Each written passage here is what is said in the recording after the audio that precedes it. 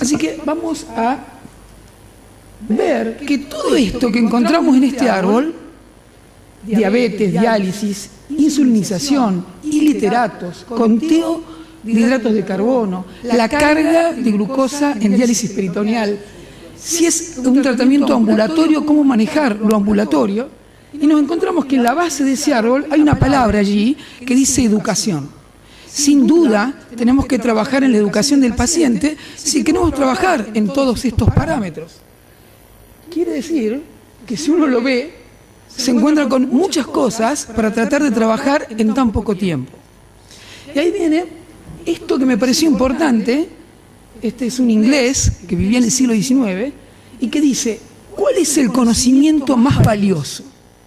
Muchas veces, cuando uno participa de congresos o en la propia formación nuestra, por ahí sabemos la enzima más importante y no nos recordamos el tratamiento de la tuberculosis. ¿De acuerdo?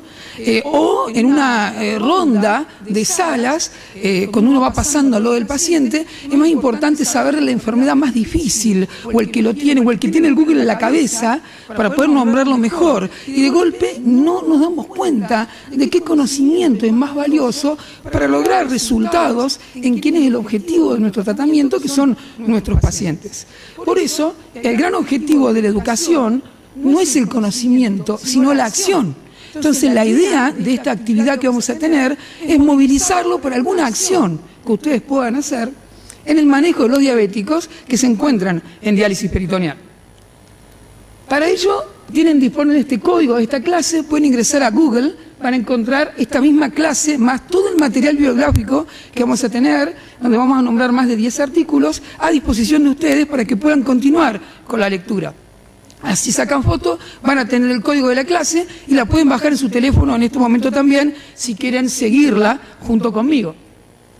¿Qué es lo que el equipo de salud debe saber de DP y diabetes? Esto es para decir qué sabemos de la técnica y diálisis y diabetes. Entonces vamos a tratar de resumir algunos artículos que pueden ser útiles para el trabajo cotidiano.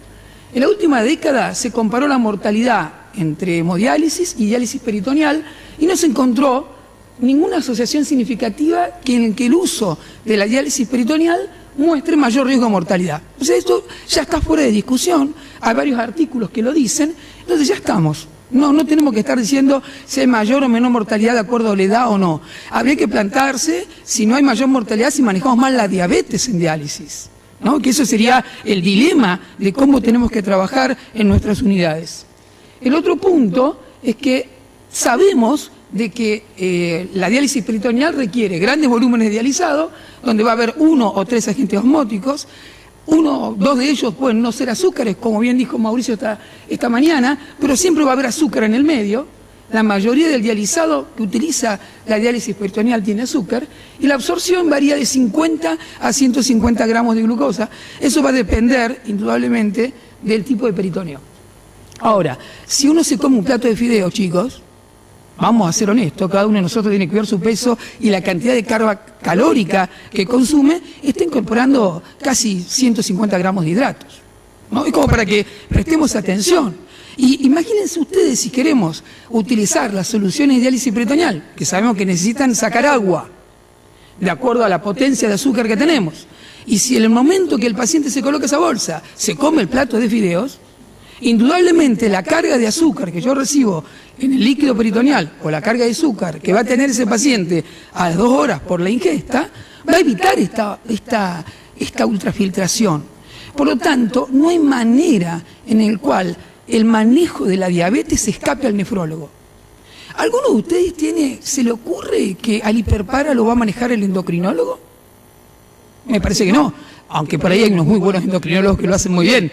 Pero quiero decir, es muy probable que nosotros manejemos calcio y fósforo.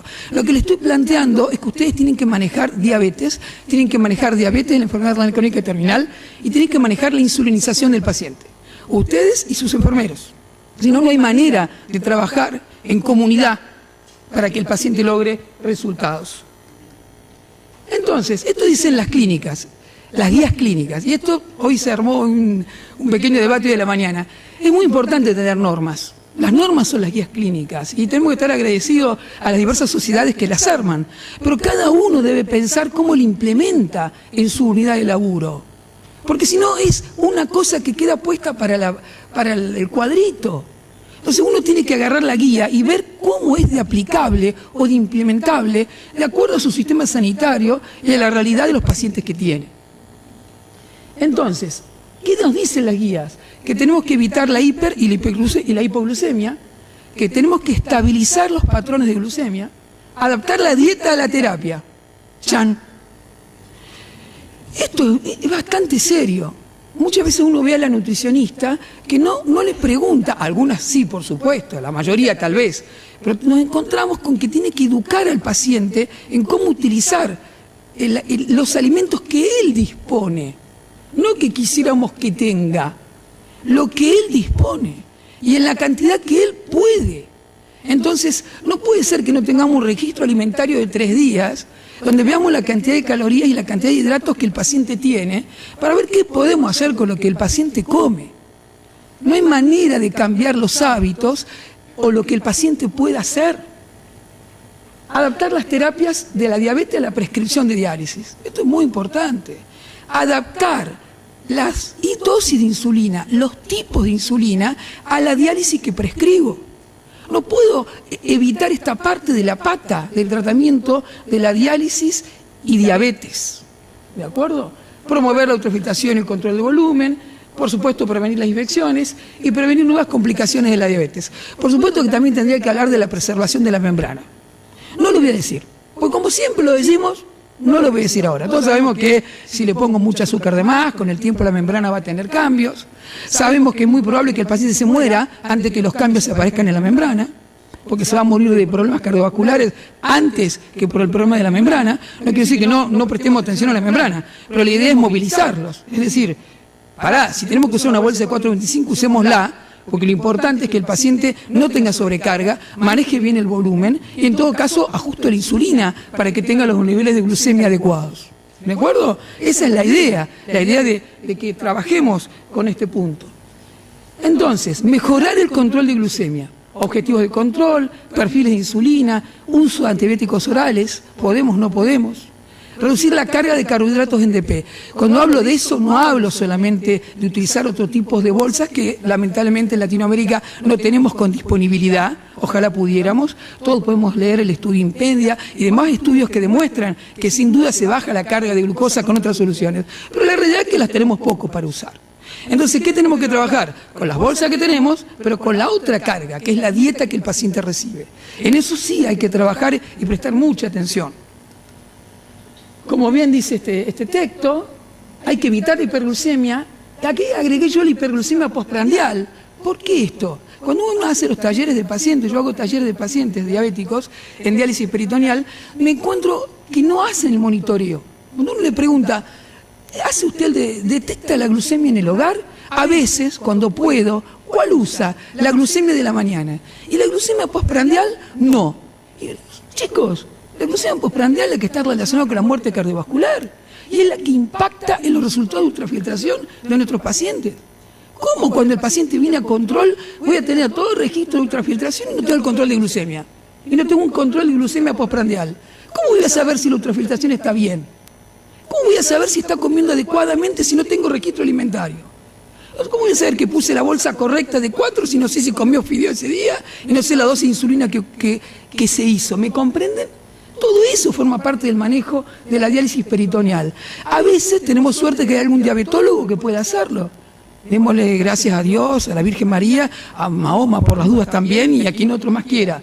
Pero en realidad necesitamos, sin duda, que nuestros equipos, tanto enfermeros como médicos, como trabajadores sociales, que tienen que saber dónde el paciente retirar la insulina que corresponde, nutricionistas que tienen que saber trabajar con enfermos crónicos y educar en ese concepto de la enfermedad crónica, puedan manejar correctamente la diabetes.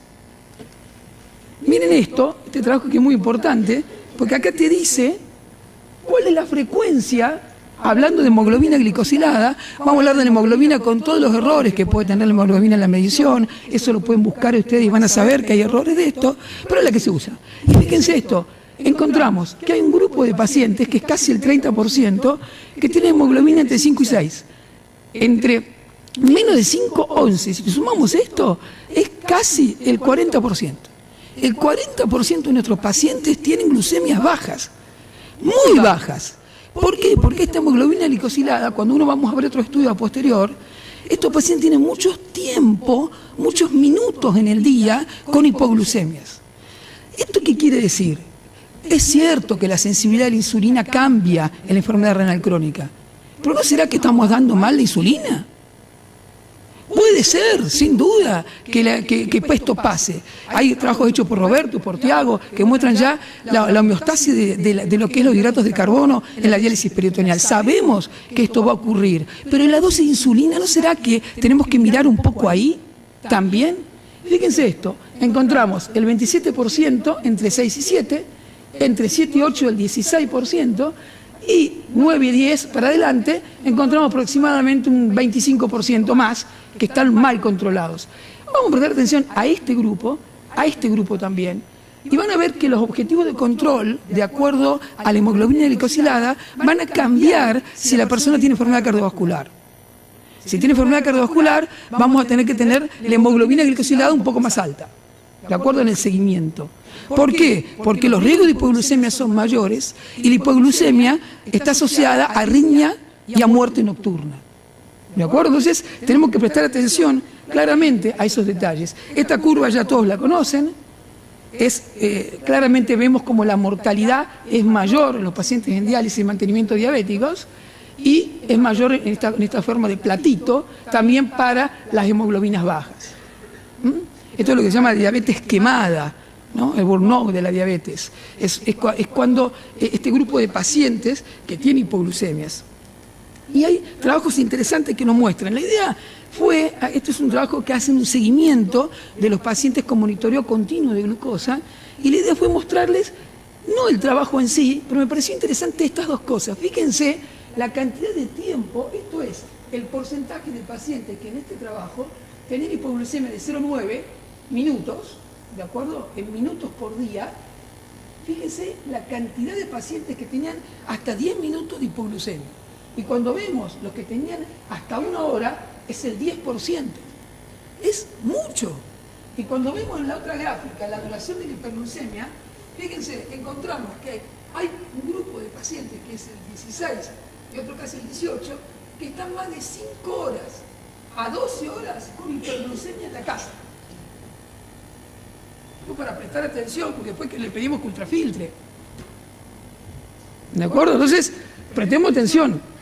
Y hay otro trabajo que lo quise traer, este es el mismo trabajo que está comparando, y acá me pareció interesante este dato, porque si no lo leen, se los leo. Acá dice el promedio que tenían de hiperglucemia, el total, era de 554 minutos por día, pero cuando vemos los pacientes que tenían hipoglucemia significativa en el registro continuo, vemos que tenían 331 minutos por día con hiperglucemia, ¿de acuerdo? Y el promedio que tenían de hipoglucemia era casi de 1 hora. Muy importante para prestar atención, ¿eh? Por supuesto, los que tenían hiperglucemia no tenían hipoglucemia, pero cuando veíamos el tiempo, estaban más de 12 horas con hiperglucemia. ¿De acuerdo? Entonces, es interesante para mirar, prestar atención a estos gráficos, que están muy buenos. Esto es un excelente trabajo en el cual la gente de Colombia, hay que aplaudirlos, muy lindo trabajo, sobre todo, ¿por qué? Porque ellos establecen la importancia de crear un programa de educación. Ellos dicen, estos pacientes diabéticos, yo voy a poner un programa de educación para poder ver cómo manejar la insulina. Y hacen también un registro de monitoreo ambulatorio continuo de la glucemia y lo comparan antes y después de la intervención. El estudio fue corto, son de 6 días de seguimiento, habría que ver un poco más si aparecen otros eventos, pero es muy interesante lo que vemos. Esto es manual y esto es cicladora. ¿A qué vamos a prestarle atención? Fíjense los niveles de glucemia que tienen los pacientes en las horas. Fíjense cómo acá este paciente tiene casi arriba de 250, 140 durante la noche. Es muy probable que esté utilizando la bolsa de 4,25 en la noche. ¿De acuerdo? Fíjense acá cómo en el momento de comer sube también la glucemia. Es muy importante. ¿Por qué? Porque nos va a decir qué insulina tenemos que usar. ¿Qué tipo de insulina? ¿En dónde la tengo que poner? Si es en el almuerzo, si es en la cena, si es una prolongada, si es una corta. ¿Se comprenden? Y nos están diciendo ya, ahí lo estamos viendo. Y vemos lo mismo en cicladora. Fíjense cómo la glucemia está alta durante la noche. ¿No? Acá comienza a subir y acá está alta. O sea, son pacientes que tienen glucemia alta durante la noche. Bien, hay un montón de trabajos. Como viste que a la gente le gusta poner nombres, está lleno de nombres de estudios de diabetes. Vamos a comparar algunos nombres de la población general para que por lo menos nos quede claro de dónde viene todo esto. Hay una serie de estudios, uno que es el ensayo de control de diabetes y complicaciones, y también el EDIC, que demostraron que el control glucémico intensivo versus el estándar reduce las complicaciones microvasculares y de la enfermedad cardiovascular, sobre todo en tipo 1. Vamos a ver que esto no se cumple tan así en la enfermedad renal. El UKPDS lo volvemos a nombrar porque los diabetólogos lo nombran mucho y nosotros también tenemos que saberlo. Este es un estudio hecho en Inglaterra con tratamiento intensivo de insulina que redujo las complicaciones microvasculares y a 10 años posterior también redujo la tasa de infarto de miocardio por todas las causas. Eso nos están diciendo que el control de la glucemia es muy importante. Después hubo otros dos más, ¿de acuerdo? Que fueron publicados a posterior, ahí quedó un poco rayadito, ahí no se ve bien, a partir de 2009, el ADVANCE, el ACORD y el estudio de veteranos. Ellos veían el examen, trató de examinar el impacto del control glucémico sobre los resultados macrovasculares. Ni el ADVANCE ni el de veteranos mostró una mejoría en el tratamiento cardiovascular, mientras que el ACORD, que consistía en pacientes con enfermedad cardiovascular subyacente, informó que el tratamiento intensivo se asoció con mortalidad cardiovascular. Esto es muy importante, es lo que dijimos. Cuando el paciente tiene enfermedad cardiovascular, tengo que tener cuidado con la terapia insulínica, tengo que mirarla muy bien, tengo que prestarle atención porque hay mayor riesgo de arritmias y muerte en la cama, como dicen, en el caso de estos pacientes. ¿De acuerdo? Muy bien, doctor Paniagua, ¿cómo está? Lo veo usted y es benemérito, profesor. Vamos a nombrar seguro algo de su trabajo de codectrina, que en esto es también muy bueno. El objetivo entonces de control de la glucemia, ¿de acuerdo? ¿Qué pasó con todo esto? Hubo una serie de discrepancias con cada uno de estos estudios. Tanto el control glucémico comparativo menos intensivo en cualquiera de estos estudios, es decir, el UKPDS, el control glucémico intensivo era análogo al control glucémico convencional. O sea, había errores cuando uno comparaba el UKPDS con los otros estudios. Y un seguimiento a más largo plazo observó también resultados duros en estos estudios. O sea, que en el UKPDS también había mortalidad cardiovascular, lo que pasa es que no estaba como evidencia. Bien, entonces, estos datos recientes han llevado a la preocupación de que los intentos de normalizar el control glucémico en las poblaciones con alto riesgo cardiovascular puede ser perjudicial. Contribuyó más a toda esta incertidumbre que es buscar cuál es el objetivo glucémico para encontrar cuál es el valor de glucemia que requiero para que el paciente no tenga enfermedad cardiovascular. Y fue muy controversial varios estudios que hay. Este es otro estudio que compara la diabetes quemada, la hipoglucemia, la aparición de arritmias, y lo documenta y establece el significado clínico importante de la presencia de hipoglucemia. Esto es muy frecuente, sobre todo en los episodios nocturnos asintomáticos. Bien, acá aparece una serie de estudios, esto es interesante de pensar, la concentración de glucosa en la solución se ha asociado a empeoramiento del control glucémico.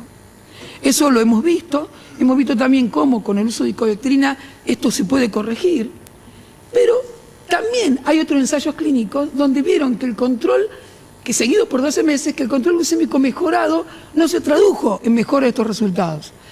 Quiere decir que los pacientes que tenían azúcar incorporada por la diálisis podían tener peores resultados y que si uno corregía esto no mejoraba los resultados. Esto dicen algunos trabajos.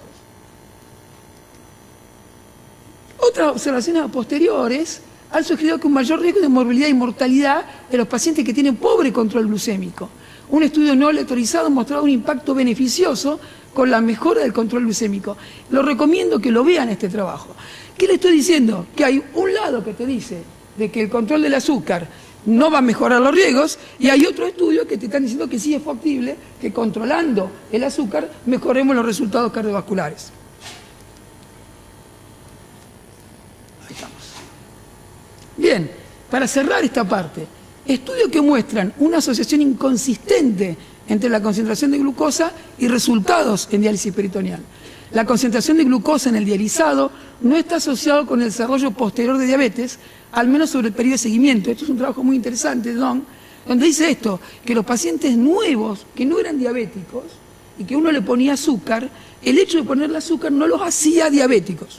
Que esto es importante, porque uno cree que el paciente cuando le coloca azúcar se va a hacer intolerante o tiene más riesgo de diabetes. Ellos dicen que no, esto es importante entenderlo, y no mostraron diferencias en la supervivencia de 2 años entre los pacientes con mayor uso de azúcar que aquellos con menor uso de azúcar en el dializado. Y esto es un trabajo que tiene sus años, hecho por el doctor Davis, que justamente está aquí en el Congreso. ¿Qué quiere decir? Que no nos tengamos miedo con el uso del azúcar si controlamos correctamente con insulina la glucemia. Eso es lo que quiero por lo menos decir. Bien, esto es lo que sobre la membrana de diálisis peritoneal el equipo de salud debería saber. Ahora, ¿qué necesitamos saber sobre diabetes? Vamos a tratar de avanzar un poco. Indudablemente, pensar que uno de los elementos que podemos utilizar para el tratamiento es la insulina. Hay otros medicamentos, pero básicamente el de acceso universal es la insulina, con sus diversos tipos de insulinización que pueden utilizarse. La que vamos nosotros a proponer, para que cada uno lo pueda intentar hacer, es utilizar la insulina como si fuera reemplazo hormonal, utilizando una insulina basal y una postprandial, que eso reflejaría el control glucémico del día. Vamos a ver. Esto sería cómo ocurre la insulina normal. Hay un primer momento que frente a los alimentos hay un pico importante de insulina, que es para manejar la absorción del hidrato de carbono, que esto está alterado en la diabetes tipo 2. Y vamos a ver aquí lo mismo, pero con los diferentes momentos, donde vamos a ver que la insulina va a tener siempre un nivel basal, va a haber siempre un nivel basal, y va a hacer picos en los momentos en el cual la persona va a comer. Bien, ¿cómo vamos a prestar atención a esto? La glucosa que vemos del paciente en la mañana, ¿qué refleja? Refleja la acción de la insulina en los periodos de ayuno. Y la noche entre las comidas. Cuando yo saco la glucemia en la mañana, me está mostrando cómo es la glucemia de ayuno, me está diciendo cómo funciona el hígado, porque allí se ve la gluconeogénesis, ¿de acuerdo? En el caso que el paciente tenga enfermedad hepática es más complejo de manejar este detalle, pero la glucemia en ayuno me habla de eso. En cambio, la glucemia postprandial lo que me hace es la acción de la insulina en respuesta a la comida y también influye en las 2 horas a 4 horas posterior de la comida. Quiere decir que yo necesito tener la glucemia en ayuno en el monitoreo, pero también la glucemia postprandial. Bien, ¿cuál es lo que se sugiere? Uno piensa, la basal debe cubrir el 50 al 75% de insulina diaria y la prandial, la que le doy en el momento de comer, entre el 15 y el 25%. Cada componente, tanto basal como prandial, debería ser de una insulina diferente. Estos son los diversos tipos de insulina.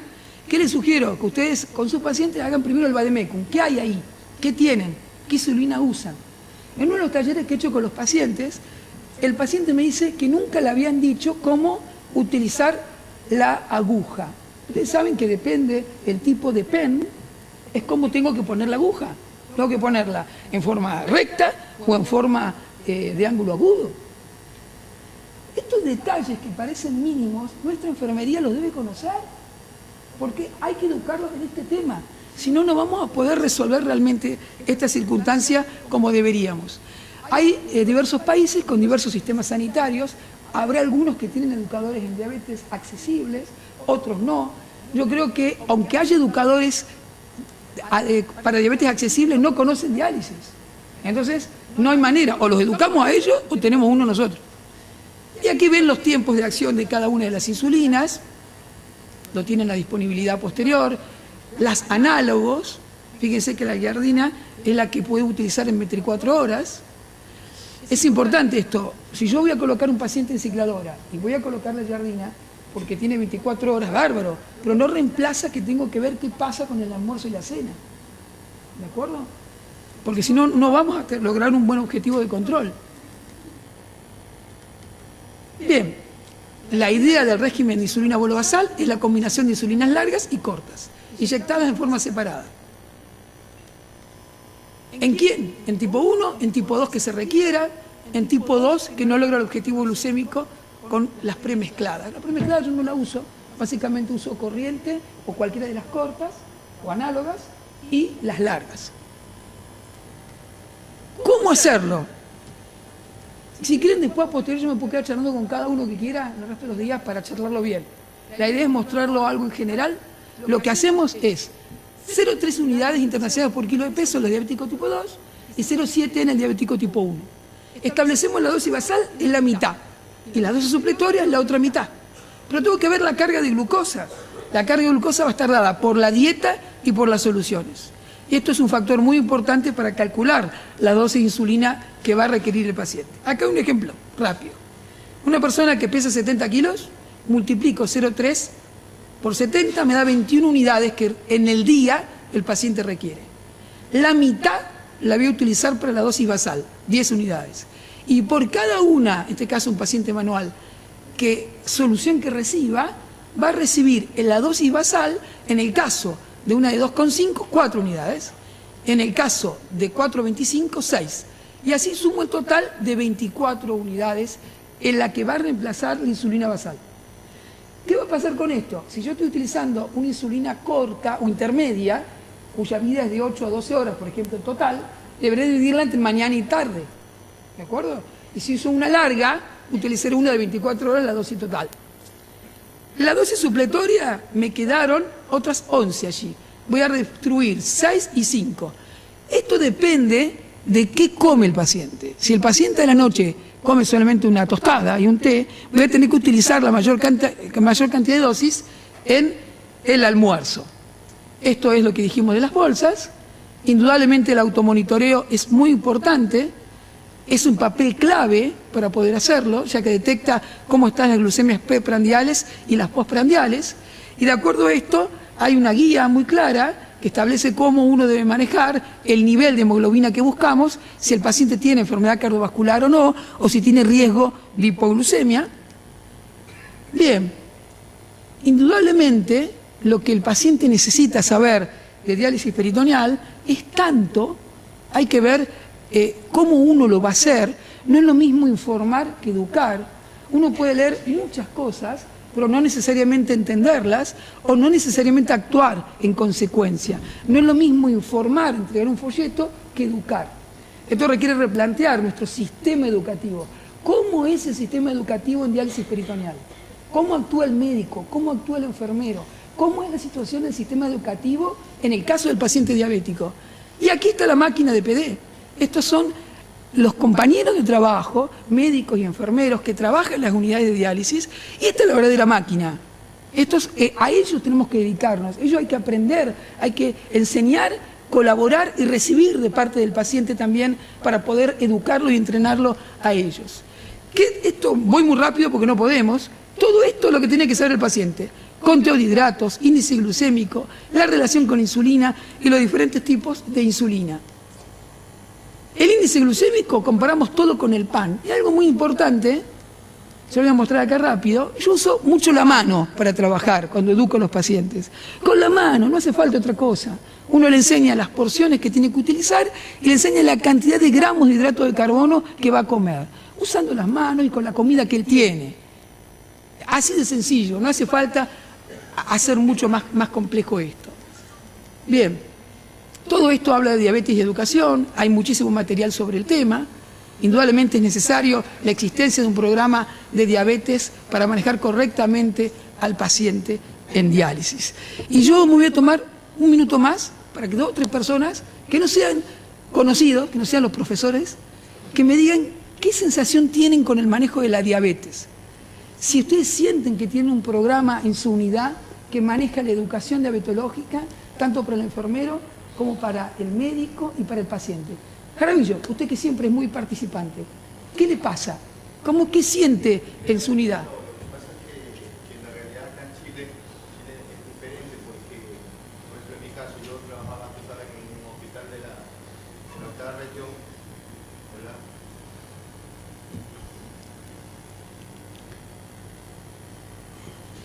No, nos anda un minuto nada más, ¿eh?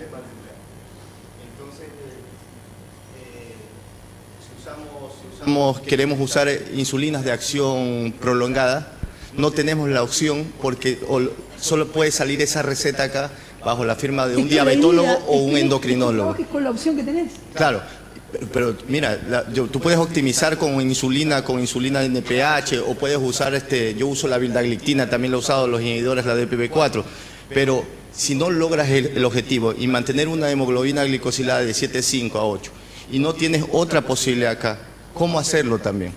¿Pero tenés posibilidad de tener educación diabetológica? Por supuesto, hay la posibilidad, pero muchas veces en el medio no lo podemos hacer tampoco. Bien, bien. ¿Alguien más quiere una sola opinión más y cerré? ¿Nadie más? Continuamos entonces. Bueno, muchas gracias, ¿eh?